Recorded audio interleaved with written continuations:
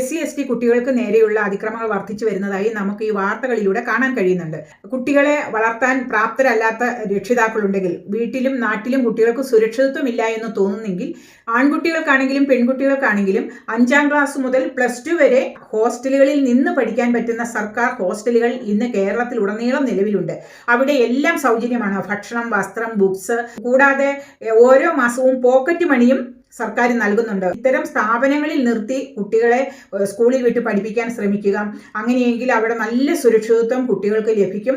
ഇത് SC/ST ഹോസ്റ്റലുകൾ, MRS, അതായത് ഹോസ്റ്റലിൽ താമസിച്ച ആ കോമ്പൗണ്ടിനുള്ളിൽ തന്നെ കുട്ടികൾക്ക് സ്കൂളുണ്ട്, അവിടെ പഠിക്കാൻ പറ്റും. ഈ വീഡിയോ കാണുന്നവർ നിങ്ങളുടെ അടുത്തുള്ള വളരെ ബുദ്ധിമുട്ട് അനുഭവിക്കുന്ന കുട്ടികൾ ഉണ്ടാകും.